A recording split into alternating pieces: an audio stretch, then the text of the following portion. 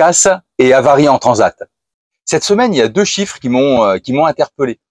60% des voiliers qui transatent vont subir une casse ou une avarie, et pas qu'une. Le deuxième chiffre, c'est que en moyenne, c'est parmi ceux qui subissent des casses, il y a à peu près 2 casses, un peu plus de 2 casses sur le bateau pendant cette transat. Dans cette vidéo, on va parler de casse, on va parler d'avarie, on va parler de nature de casse, de fréquence également d'avarie, et puis la façon dont on peut s'en prévenir. Et puis nous, sur Ikigai, la façon dont on a géré finalement la prévention de ces problèmes.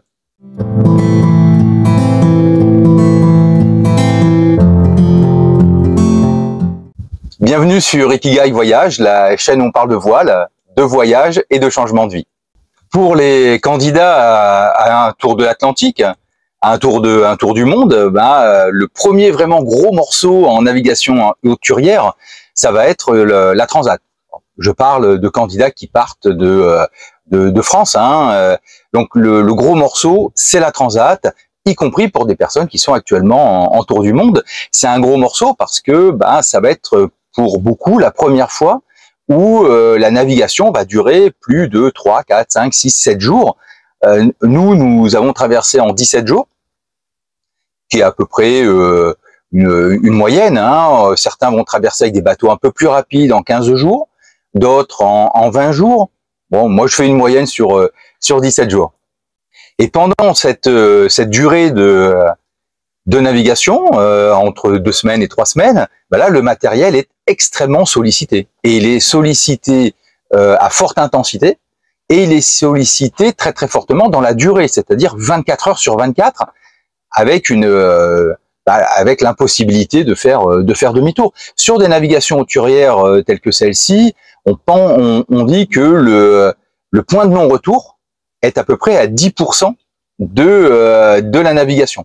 Donc voilà, une fois qu'on s'est engagé sur les premiers jours, revenir, c'est toujours possible, mais bon, c'est quand même entre guillemets, on va dire sportif. Avant la transat, en tout cas avant sa première transat, on va se poser beaucoup de questions. Chacun va préparer son bateau au mieux. Chacun va s'interroger sur qu'est-ce qu'il pourrait lâcher. Va essayer d'imaginer des scénarios catastrophes. Sur Ikigai, nous nous sommes posés ces questions, et toujours les mêmes questions. Qu'est-ce qui pourrait lâcher, qu'est-ce qui pourrait casser. Et puis surtout, il y avait une question qui revenait souvent, c'était mais finalement bon, tout pourrait casser. Mais quelle est la fréquence? Qu'est-ce qui a la plus grande probabilité de casser pendant cette longue navigation? Parce que l'angoisse plus, c'est quand même la grosse casse en plein milieu de l'océan. Je relisais cette semaine l'étude qui avait été faite par Yachting World, qui avait fait une enquête concernant la casse. Alors c'était une enquête qui a été faite il y a 7 ans sur une transat de l'Arc. Alors que l'Arc, c'est ce rallye qui tous les ans permet de traverser l'Atlantique en groupe, pour des katas ou des monocoques. Et cette enquête reprenait, ils avaient interrogé tous les skippers pour savoir s'ils avaient eu des casses pendant cette transat, et puis quelle était la nature de la casse. Donc c'est vraiment très intéressant parce que finalement ça nous permet de se dire quelle est la proportion des bateaux qui ont subi ce type d'avarie, et puis quelle est la nature de l'avarie. Les chiffres sont super intéressants, et je vous propose de revenir sur l'analyse que j'en fais, en tout cas, de ces chiffres, et puis sur ce que l'on peut mettre en place pour prévenir ce type d'avarie. Je partagerai avec vous la façon dont nous, sur Ikigai, nous avons géré ces éléments-là, c'est-à-dire qu'est-ce qu'on a mis en place en termes d'équipement, quelles sont les stratégies de prévention qu'on a pu utiliser. Alors bon, comme d'habitude, je vous dis pas que c'est la meilleure chose à faire, je vous dis pas qu'il faut absolument faire ça. C'est ce qui pour nous a bien fonctionné en tout cas. L'enquête a porté sur un peu moins de 300 bateaux. Ça fait quand même pas mal de bateaux. Et donc sur ces 290 bateaux, on s'aperçoit que 60% des bateaux ont subi de la casse ou des avaries. Alors que ce sont des bateaux qui, dans le cadre de l'Arc, doivent répondre aussi à un cahier des charges. L'arc, c'est pas gratuit, hein, donc il y a tout un volet de préparation, d'accompagnement qui va se faire. 60% des bateaux pour des personnes entre guillemets, on va dire accompagnées.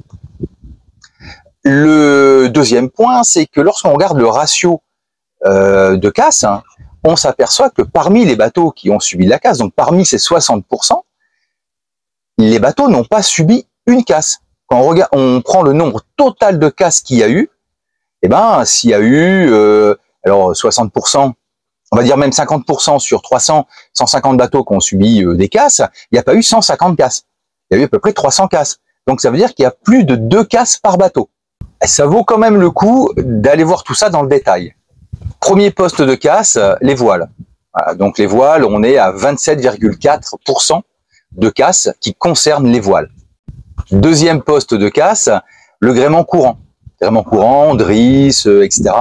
Donc là, on est à 21,46, 21,46% de casse. Donc ça veut dire que parmi toutes les casses, 21,46% des casses concernent le gréement courant. Et l'autre type de casse, ça va être le gréement dormant. Le gréement dormant, 15,25. Donc lorsqu'on cumule les trois, 27,4, 21,46, 15,25, on arrive quand même à un chiffre qui est assez important, qui est de un peu plus de 64%. Ce qui veut dire que plus de 64%, en fait c'est 64,11 hein, pour pas chipoter, mais plus de 64% de la casse va concerner le gréement, que ce soit voile, gréement courant, gréement dormant. Concernant les voiles qui ont souvent subi une avarie, globalement qui sont déchirées, hein, on a une forte représentation des voiles volantes, Spie, Ginnaker, Code Zero. Donc ces voiles-là sont quand même surreprésentées par rapport simplement à la GV et au génois. La raison principale de ces casses, ça va être soit de la surpuissance, soit des erreurs en termes de manœuvre sur le bateau. Parmi les casses au niveau des voiles, hein, on a à peu près 8% des casses qui vont concerner les lattes sur les GV.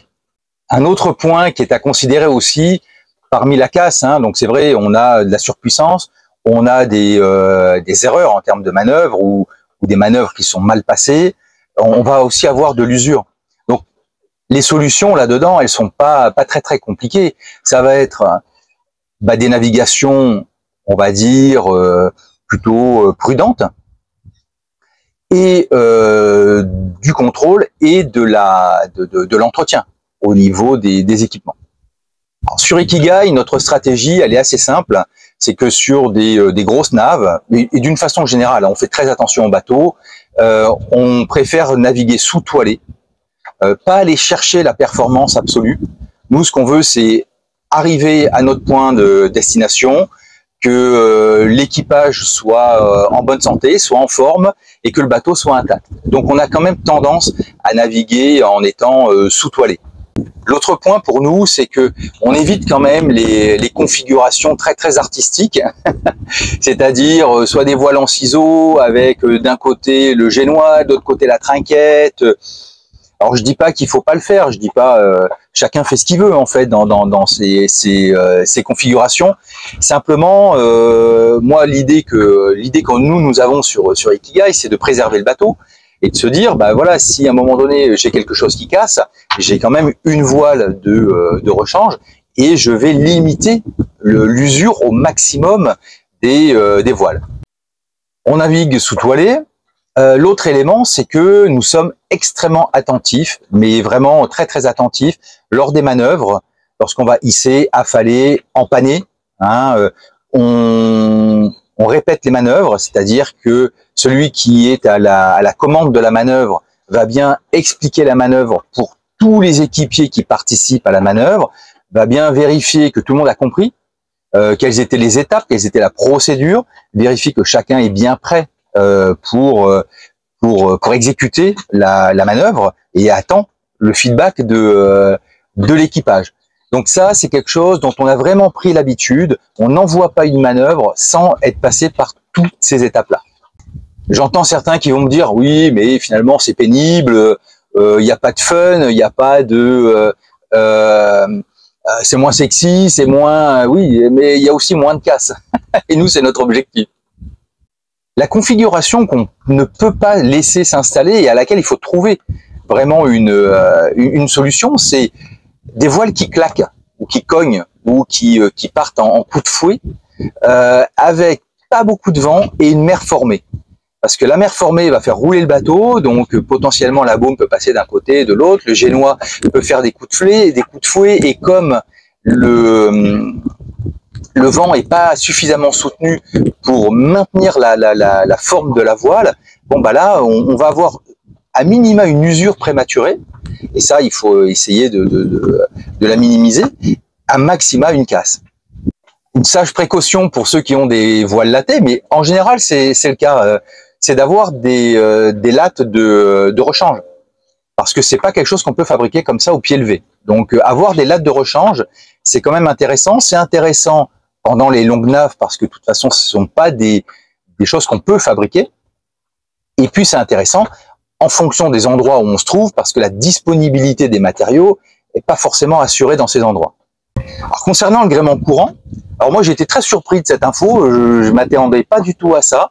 Une casse qui est assez fréquente, c'est les ruptures de drisse. La rupture de drisse, alors ça cause fondamentalement 50% du temps, c'est de l'usure.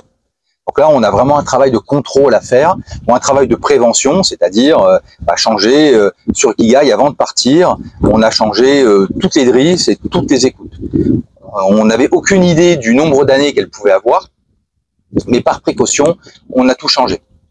Bon, bah, maintenant que je connais le pourcentage de rupture de drisse pour les grandes naves, bon, on est quand même bien content de l'avoir fait. Passons au gréement dormant. Gréement dormant, il y a 3 choses qui cassent. Le halba de baume, ça c'est quelque chose qui casse assez fréquemment, dans la fréquence qu'on a vu, des 60% de casse sur la transat. Donc le halba de baume. Ce qui va également casser, ça va être le vide-mulet. Et on peut avoir une casse de baume en elle-même, mais ça c'est dû à des baumes, à des retenues de baume qui sont pas installées au bon endroit.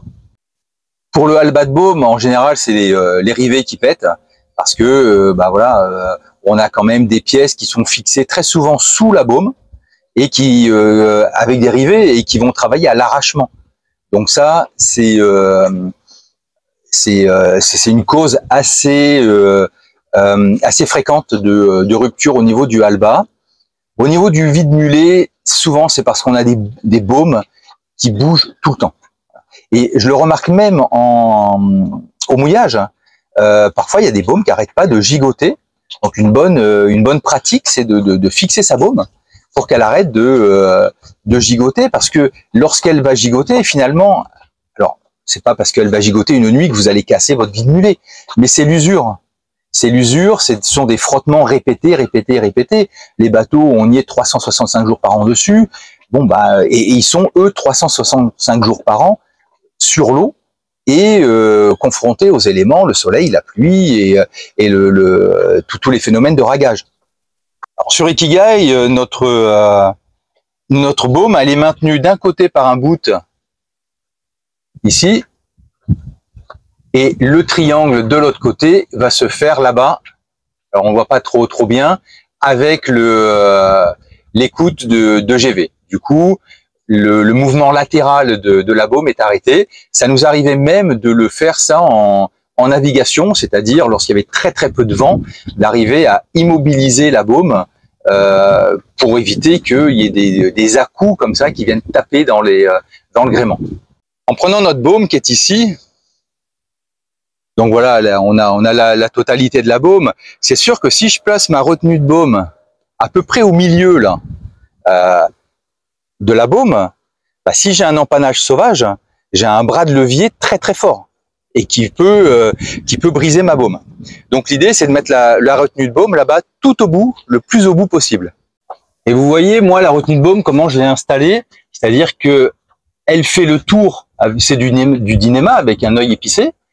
Elle fait le tour de la baume, donc sur la fin de la baume, on est vraiment à la fin de la baume, et elle vient passer à l'intérieur de mon anneau simplement pour ne pas qu'elle avance vers là-bas.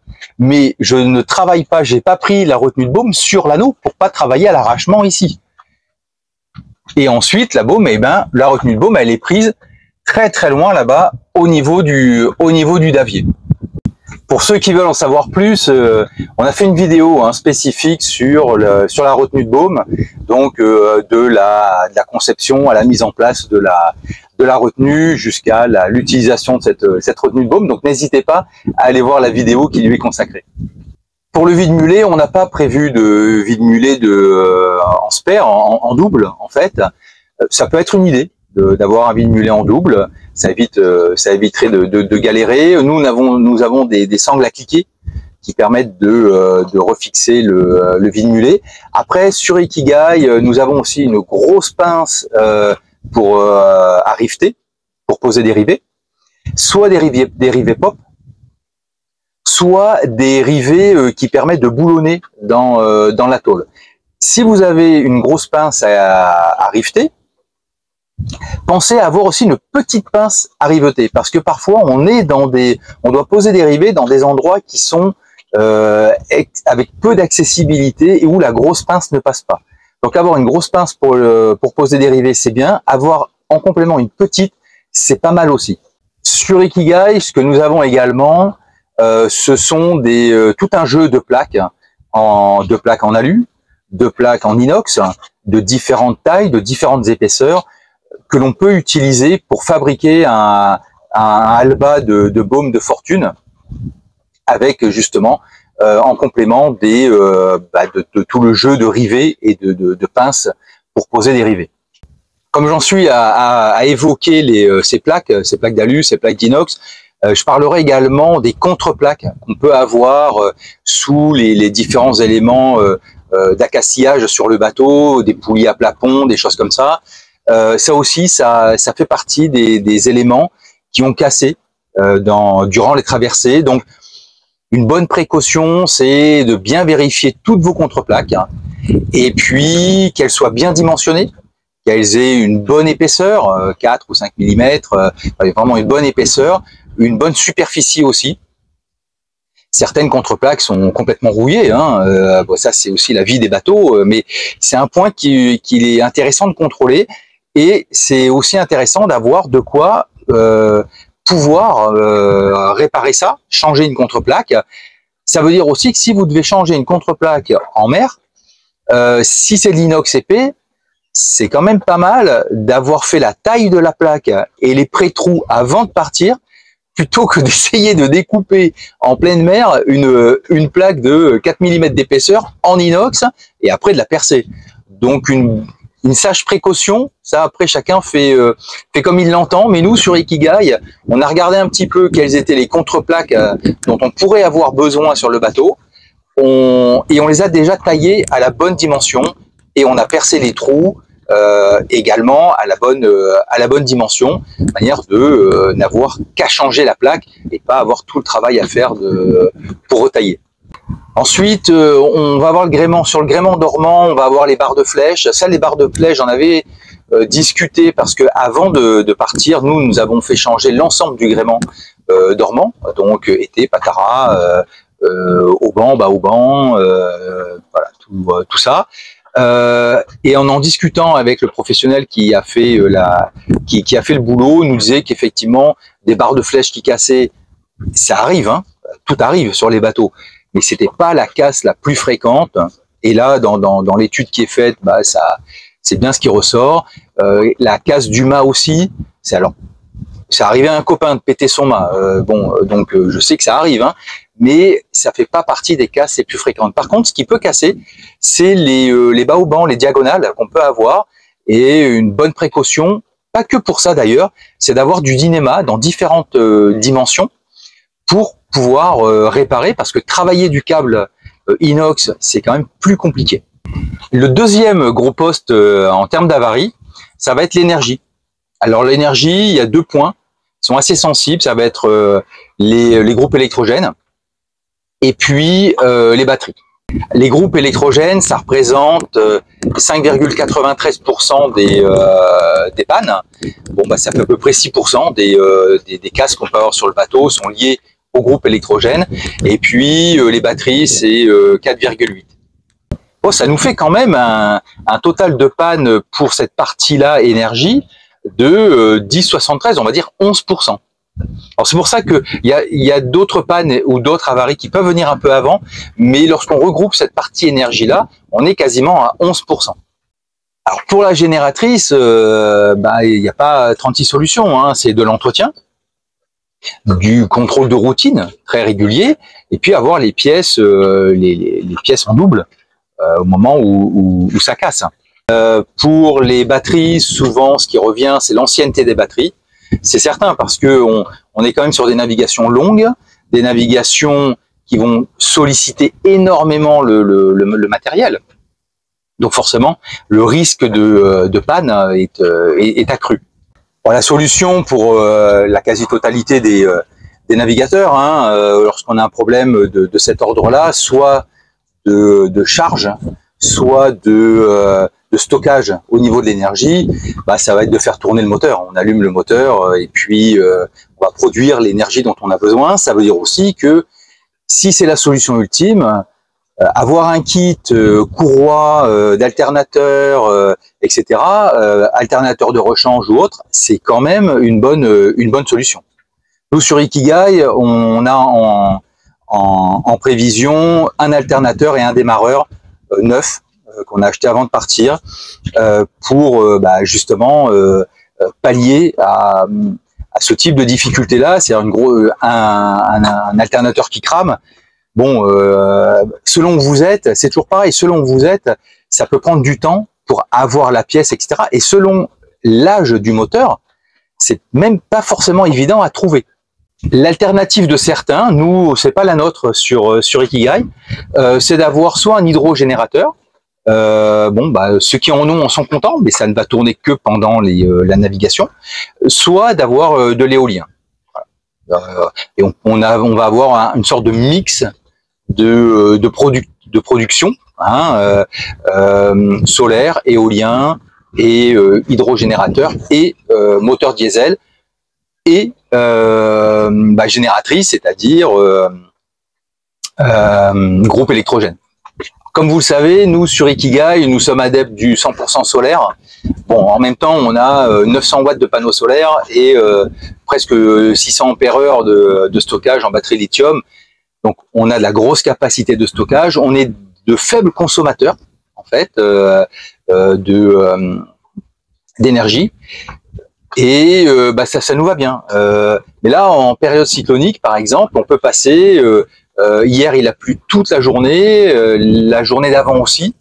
Bon, bah, on peut se réveiller le matin, on va avoir 65% de charge dans les batteries, mais on sait sur Ikigai que nous pouvons porter à peu près 3 jours de gris avant de se dire bon, il va falloir trouver un truc. Donc on sait que 3 jours de gris, on peut les prendre. Mais on descend quand même relativement vite, hein, sans rien changer à nos habitudes, hein, les 3 jours de gris. C'est-à-dire qu'on va pas éteindre le frigo, le petit congélateur ou le frigo secondaire qu'on a. Mais c'est lié aussi au fait d'avoir une grosse capacité de production et de stockage. Et puis notre solution en dernier recours, c'est d'allumer le moteur pour produire. On est parti il y a un peu plus de 2 ans maintenant, on l'a jamais fait. On n'a jamais allumé le moteur pour recharger. Je vais rectifier. Il est possible que nous l'ayons utilisé une fois ou deux. Voilà. Parce que j'ai pas le souvenir exact de quand est-ce qu'on l'a fait. C'est pour dire que c'est pas très fréquent. Mais il est possible qu'on l'ait fait une fois ou deux.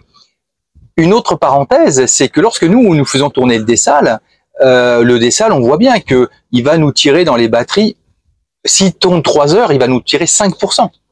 Donc si on le fait tourner à midi, où le soleil est déjà assez haut, et que nous à midi, nos batteries sont complètement rechargées. Hein, dans la nuit, on passe de 0 à 85%, et puis à midi, on est à 100%. Donc on le fait tourner à midi, les batteries, le parc est à 100%. Bon, alors, même si on le fait tourner 3 heures, à 3 heures, le parc il est à 96%, et sur les 3 heures qui restent, on est reparti à 100%. On arrive toujours en fin de journée à quasiment à 100%. Sauf si la journée a été extrêmement nuageuse, mais là pour le coup, on fait pas tourner le dessal. Alors on avance hein, dans nos dans nos casses. Le dernier gros poste, ça va être tous les problèmes de dessal et de plomberie. Problème majeur en plomberie, les toilettes. Donc et d'autant plus important qu'il n'y a qu'un seul toilette. Quand on en a deux, on peut se dire bon, souvent quand il y en a deux d'ailleurs, il y a un des toilettes qui va servir de stockage. Nous, c'est ce qu'on a fait. On avait l'annexe qui était dégonflé et stocké dans un des toilettes, et puis on n'utilisait qu'un seul toilette. Après, on se disait bon voilà, si ce toilette tombe en panne, et ben on fait l'inverse. On va utiliser l'autre toilette. Nous sur Ikigai, nous avons un kit complet pour changer tous les joints, plus une pompe manuelle de rechange. Alors les deux toilettes sur Ikigai sont manuelles. On réfléchit à placer un des deux toilettes en électrique. Simplement, c'est surtout pour les invités ou quand il y a des enfants ou autres, ils ont un peu de mal à utiliser le toilette manuel. Et ça aussi c'est extraordinaire en voile, c'est que ces toilettes finalement, ces pompes manuelles coûtent relativement cher, mais sont quand même assez fragiles. Donc voilà, c'est une réflexion qu'on a, on n'a pas encore décidé de si on allait sauter le pas ou pas. Mais en tout cas, pour l'instant, on a deux toilettes et on sait que s'il y en a un qui tombe en panne, et ben on peut utiliser l'autre. Mais quand on peut utiliser l'autre, mais lorsqu'on a un seul toilette, on a intérêt à avoir une solution de rechange qui peut être un toilette. Nous, sur l'ancien bateau, on avait un toilette chimique là qu'on peut avoir en camping. On avait ça. On s'en est pas servi, mais c'était un double. Ça permettait aussi d'avoir une forme de caisse à eau noire, hein, même si c'est petit. Bon, ça peut être utilisé comme ça. Concernant les difficultés par rapport au dessal, alors nous avons un dessalinisateur. On en est super content. On ne partirait pas sans. Après, attention, il y a beaucoup de personnes qui naviguent sans dessal, soit par choix, soit parce que financièrement c'est quand même un coût. En tout cas pour nous, ça nous assure vraiment un très très grand confort. Par contre, on n'a pas de réservoir complémentaire. On a un seul réservoir d'eau de 200 litres. Les deux réservoirs de 100-150 litres qui étaient sous les lits ont été enlevés lorsque le dessal a été installé. On pense peut-être réinstaller à ces endroits de nouveaux réservoirs, mais par contre on était parti aussi avec de l'eau en secours, hein, des bouteilles d'eau, pas de jerrycan parce que voilà on était plutôt sur des bouteilles plastiques, mais on avait quand même pris de l'eau en secours au cas où le dessal tombe en panne. Donc sur des petites naves, on fait confiance à nos 200 litres parce qu'on sait que on part. Sur Ikigai, nous partons toujours réservoir plein. Réservoir au niveau de l'eau, au niveau du gasoil. Donc on sait qu'avec les 200 litres, quand on a une nave de 4 jours, ça peut le faire. Lorsqu'on sait qu'on est sur des choses de beaucoup plus longues, on va quand même prendre de la sécurité. Et je vous encourage en tout cas à prendre de la sécurité parce que les pannes de dessal, ça peut arriver. Et si ça arrive sur le dernier jour de la transat, bon. Mais si ça arrive au 3e jour de la transat et que vous avez encore 2 semaines à faire, là, il va bien falloir avoir de l'eau en réserve. Si je veux synthétiser les 3 gros postes, on va avoir voile, gréement courant, gréement dormant. Je le fais à la louche, on est à 64%. On va avoir production et stockage d'énergie, on est à peu près à 11%. Le dernier gros poste, ça va être le dessal, la plomberie. On est un peu plus de 7%. Quand on prend ces 3-là, on a 82% des casses et des pannes qui arrivent sur le bateau, dans 60% des traversées, hein, pas dans 100% des traversées. Vous voyez que ces 3 postes-là, c'est quand même 82%. C'est très très très important. Je vais vous donner les autres postes pour être tout à fait complet. Bon, alors je les ai pas de tête, hein, je vais les lire. Donc on a le poste électronique. donc toute l'électronique de bord, où on est à 5,64. On va avoir aussi un poste pilote automatique. Là, on est à 5,08. Alors, certains prennent un pilote automatique en double, mais on voit que parmi toutes les cases qui peuvent se produire, on a 5% de probabilité que ce soit le pilote. Après, chacun va devoir faire un ratio, parce que c'est vrai qu'on peut avoir une panne ou une avarie ou une casse qui ne survient pas très fréquemment, mais qui soit très embêtante. Moi, j'ai des bateaux copains où je pense à Patrice qui me dit, moi, il est hors de question que je barre. Même c'est un très bon barreur, mais il déteste ça. Donc, il a un deuxième poste, un deuxième pilote automatique qui est déjà installé, où il a juste à switcher d'un pilote à l'autre. Et ça, ce sont des considérations vraiment personnelles. Pilote auto, la gouverne. Donc gouverne, ça veut dire safran, ça veut dire secteur de bar, etc. Et puis donc la gouverne est à 3,67%, et puis le moteur à 3,38%. Là aussi, pour beaucoup de ces pannes-là, en tout cas, la prévention, ça va être de l'entretien, d'avoir de la pièce de rechange, de la vérification en termes de routine. Et l'idée de la vidéo, c'est vraiment de se dire, mais comment je peux optimiser ma préparation ? Comment je peux faire le tri entre ce qui est urgent, ce qui est prioritaire, ce qui est urgent et prioritaire, ce qui est urgent pas prioritaire, prioritaire pas urgent, ou complètement anecdotique. Et puis comment je peux aussi me préparer à une casse éventuelle, en termes de est-ce que j'ai les matériaux, le matériel, les équipements, les pièces, en cas de problème. Voilà. Parce que quand on est au milieu, on est tout seul et on doit résoudre le problème avec ce qu'on a à bord. Si cette vidéo vous a plu, si elle vous a intéressé, si elle a été utile pour vous, pensez à la liker, pensez à vous abonner, pensez à la partager et moi je vous dis à bientôt pour une prochaine vidéo.